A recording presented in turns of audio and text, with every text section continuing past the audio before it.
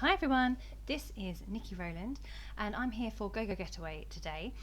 Every month we all make a layout based on a technique or a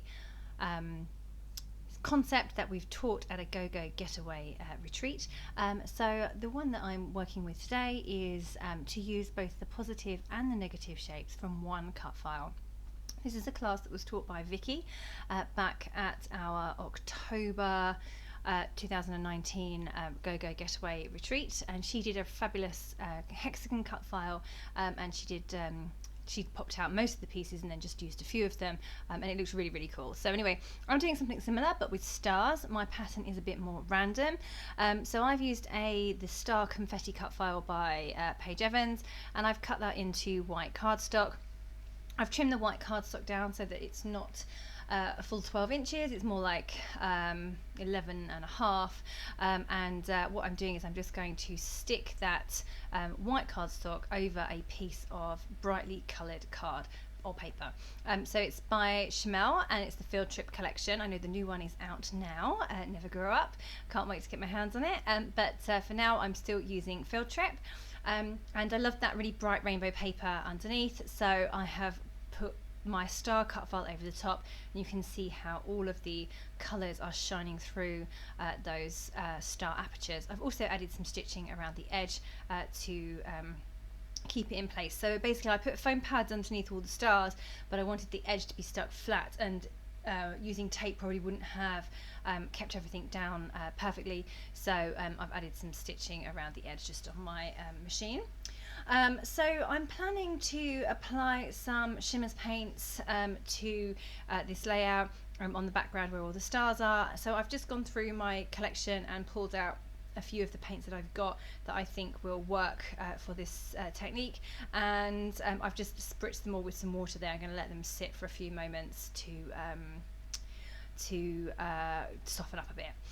So I've just done some fussy cutting out of that one of those Shimelle Field Trip sheets, and now I've worked out roughly where my photos are going to go, and some of the fussy cut elements where they're going to go. So I've drawn around those very lightly onto the background so I can see roughly where I want my paint to go. So now I'm just starting with the paints and the packaging technique, and I'm applying the same colours onto the background that appears on the rainbow sheet behind.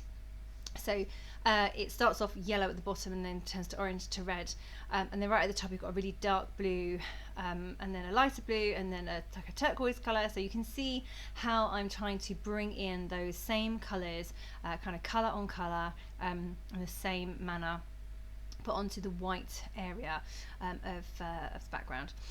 So I say you can see that there's no point completely covering the middle section in paint as well, and there was also no point in cutting a load of stars out of that middle section too, because that's where my photos are going to sit.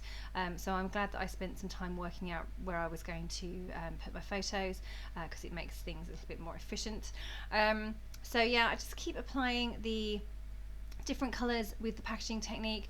I also use my paintbrush to manipulate the colour into another area if I need to.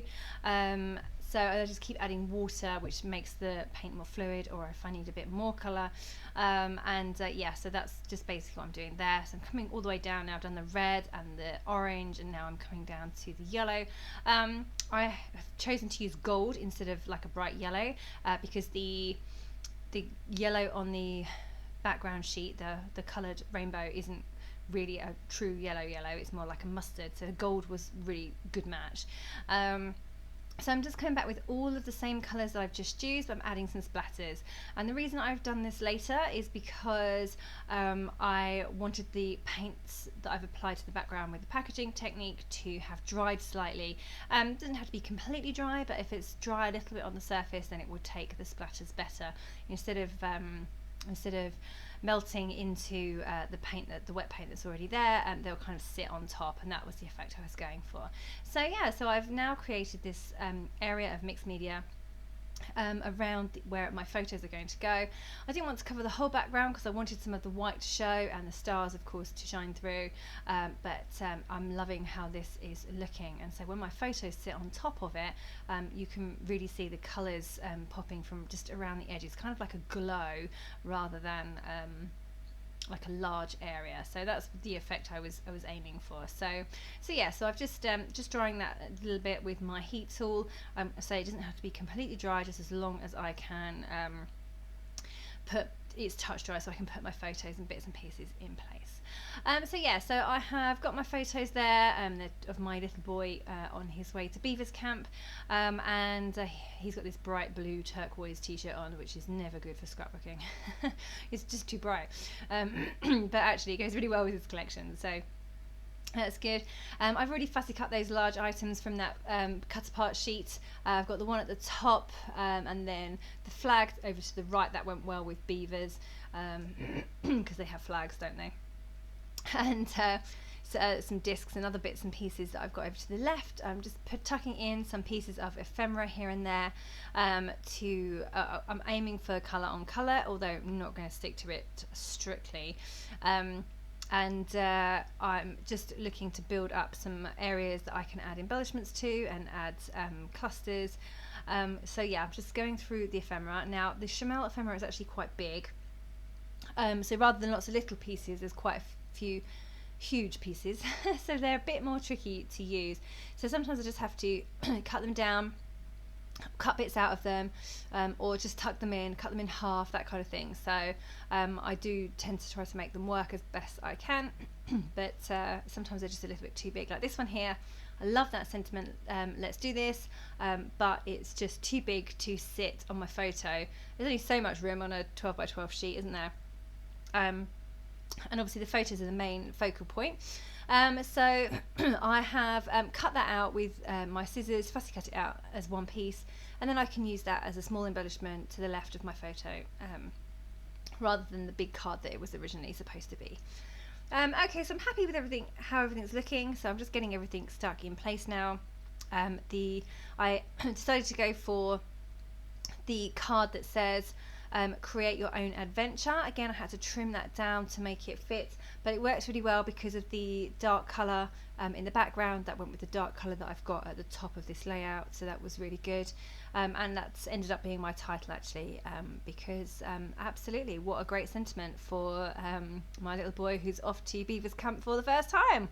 Create your own adventure. Lovely. What a great sentiment. So yeah, just getting all of those bits stuck down. You can see the let's do this has come together nicely and sitting to the left of my photos. Getting that flag in place as well. That's good. That sticks out to the right of the photos, and yeah, that's looking good.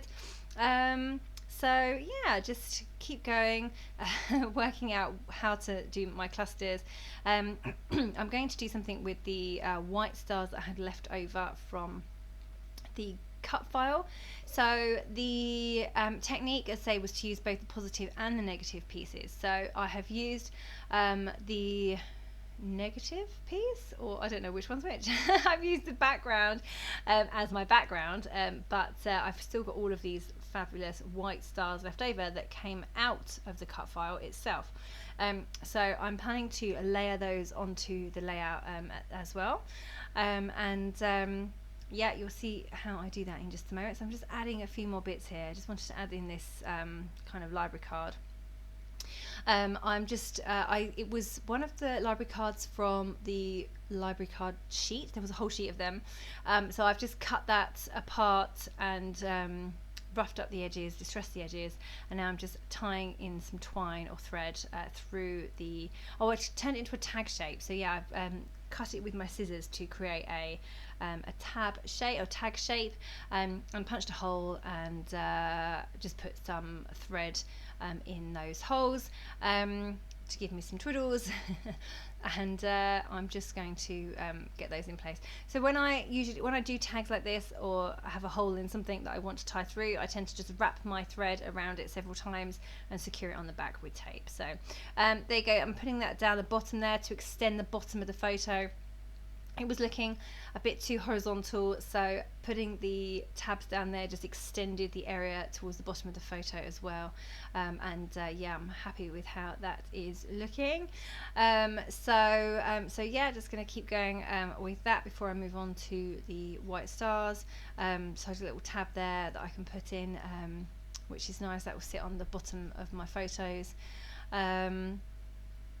Yeah, nearly there. Right, okay, time to move on to the stars. So I am going to use foam pads and stick those white stars all over the layout in various places. Now you can see just a few of them there. You can certainly see the one above the Let's Do This, but all the rest of them are white, of course, so you can't really see them.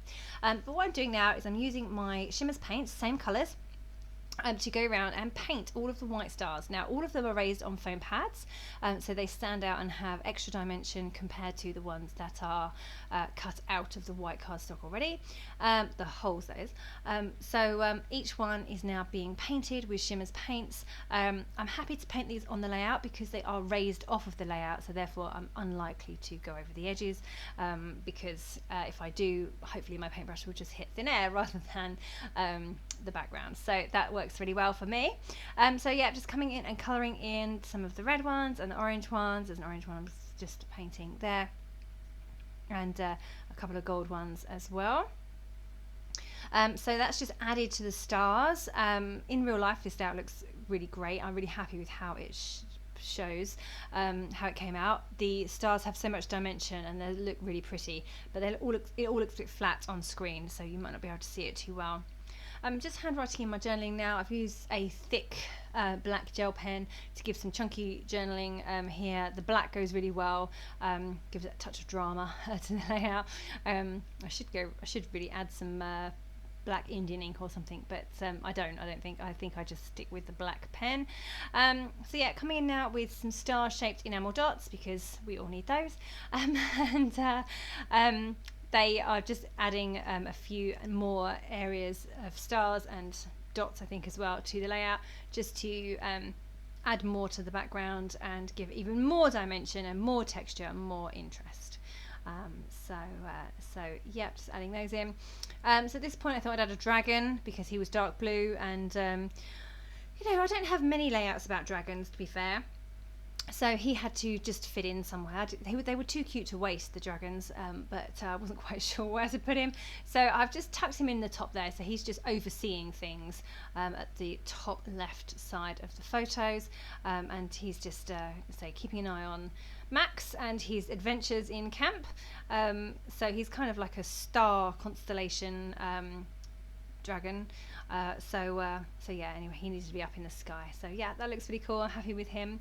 So just adding a bit more silver thread, just tucking it under my large areas of embellishment to give some extra twiddles, and bringing that thread that's at the bottom of the layout with the tag, so it just brings in a bit more of that there. And that is me done. So yeah, thank you so much for joining me today. I hope you've enjoyed this technique. It was really fun to do, and by bringing in the mixed media as well, that was a nice touch too. So I really enjoyed making this layout. Thank you so much for joining me. That was Niki Rowland for GoGo Getaway.